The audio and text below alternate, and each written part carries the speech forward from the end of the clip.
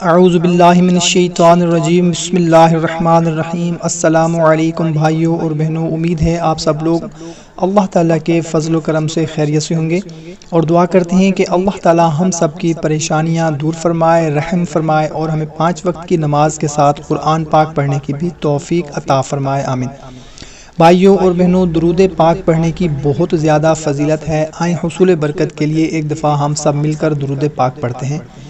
صلو علی الحبیب، اللہم صلی علی محمد وعلی آل محمد کما صلیت علی ابراہیم وعلی آل ابراہیم انک حمید مجید، اللہم بارک علی محمد وعلی آل محمد کما بارکت علی ابراہیم وعلی آل ابراہیم انک حمید مجید۔ بھائیوں اور بہنوں، آج میں آپ لوگوں کو عہد فاروقی حضرت عمر فاروق رضی اللہ تعالیٰ عنہ کے دور خلافت کا ایک عجیب واقعہ بتانے لگا ہوں۔ واقعہ کون سا ہے؟ بتانے سے پہلے آپ لوگوں سے اتنی گزارش کرنی ہے کہ 5 وقت کی نماز ہم پر فرض ہے اور حقوق العباد کی پابندی بہت ضروری ہے، اس کا خاص خیال رکھنا ہے۔ اور اگر آپ کی کوئی پریشانی ہے، کوئی مسئلہ ہے جو ہمارے ساتھ شیئر کرنا چاہتے ہیں دعا کے لیے، تو کمنٹ سیکشن میں لکھ دیں، اپنا مسئلہ لکھ دیں، اپنا نام لکھ دیں، سب مل کر دعا کرتے ہیں، کیا پتہ کوئی آمین کہہ دے اور ہماری پریشانی دور ہو جائے۔ کہتے ہیں جہاں پر 40 بندے مل کر آمین کہہ دیں وہ دعا قبول ضرور ہوتی ہے، وہ دعا رد نہیں ہوتی۔ کیا پتہ کوئی ہمارے لیے آمین کہہ دے اور ہماری دنیا اور آخرت سنور جائے۔ حضرت عمر فاروق رضی اللہ تعالیٰ عنہ کے دور خلافت کا واقعہ ہے کہ سارے شہر میں آگ لگ گئی۔ آگ کے بلند بالا شعلے گھروں، باغات اور دکانوں کی سوکھی لکڑیوں کی طرح جلانے لگے۔ آگ اس قدر تیزی سے بھڑک رہی تھی کہ اس کے شعلے اونچے اونچے درختوں پر بنے پرندوں کے گھونسلوں کو بھی جلا رہے تھے۔ آدھے شہر کو آگ کے شعلوں نے اپنی گرفت میں لے رکھا تھا اور آگ برابر بڑھتی جا رہی تھی۔ آگ بجھانے کی کوئی بھی تدبیر کارگر ثابت نہیں ہو رہی تھی۔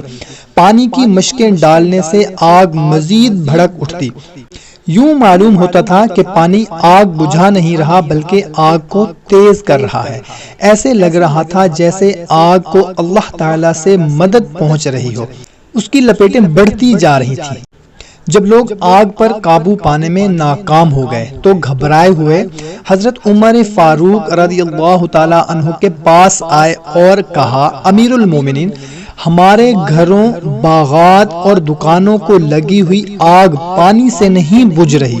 حضرت عمر فاروق رضی اللہ تعالیٰ عنہ نے فرمایا، یہ آگ اللہ تعالیٰ کے قہر کی نشانیوں میں سے ہے۔ یہ آگ تمہارے بخل کی آگ کا شعلہ ہے اور تمہارے بخل کے گناہ کی سزا ہے۔ تم آگ پر پانی ڈالنا چھوڑو اور غریبوں اور حاجت مندوں میں روٹیاں تقسیم کرو، آئندہ کے لیے بخل سے توبہ کرو۔ حضرت عمر فاروق رضی اللہ تعالیٰ عنہ نے فرمایا، لوگوں نے یہ سنا تو کہنے لگے، امیر المومنین، غریبوں اور مسافروں کے لیے ہم نے اپنے دروازے کھول رکھے ہیں۔ تو حضرت عمر فاروق رضی اللہ تعالیٰ عنہ نے فرمایا، تمہاری مہمان نوازی بطور عادت ہے، بطور عبادت نہیں۔ تم اپنی شان و شوکت اور خود نمائی کے لیے یہ کام کرتے ہو، خوف خدا اور نیاز مندی کی نیت سے نہیں کرتے۔ حضرت عمر فاروق رضی اللہ تعالیٰ عنہ کی بات سن کر ان لوگوں نے دل کھول کر سخاوت کی اور اپنی نیتوں کو درست کر لیا، آئندہ کے لیے بخل اور ریاکاری سے توبہ کی۔ چنانچہ شہر والے سخاوت کرنے میں مصروف تھے اور اسی وقت آگ کے شعلے آہستہ آہستہ سرد ہوتے جا رہے تھے۔ تھوڑی دیر میں شہر میں لگی آگ سرد ہو گئی۔ اس واقعے سے بھائیوں، بہنوں، بزرگوں، دوستوں، یہ نتیجہ اخذ ہوتا ہے کہ جب کوئی برائی اجتماعی طور پر بہت زیادہ بڑھ جائے تو اللہ تعالیٰ کی طرف سے تنبیہ کے طور پر کوئی نہ کوئی آفت نازل ہو جاتی ہے جو صرف اور صرف اللہ تعالیٰ کی طرف رجوع کرنے سے ہی ٹلتی ہے۔ اور اس سے یہ نتیجہ بھی نکلتا ہے کہ سخاوت کا درجہ اللہ تعالیٰ کی بارگاہ میں بہت بلند ہے۔ صدقہ و خیرات دیتے رہنے سے انسان بے شمار آفات و مصائب سے بچا رہتا ہے۔ بھائیوں اور بہنوں، آج کل کے حالات جو چل رہے ہیں تو ہم نے کوشش کرنی ہے کہ غریبوں، حاجت مندوں، مسکینوں میں روٹیاں تقسیم کریں، راشن تقسیم کریں۔ تو ہم نے کوشش کرنی ہے کہ دل کھول کر عطیات دیں اپنے ہمسایوں کو، اپنے رشتہ داروں کو، اپنے محلے میں جہاں بھی کوئی غریب ہے، کوئی حاجت مند ہے، ان میں ہم راشن تقسیم کریں، کھانا تقسیم کریں۔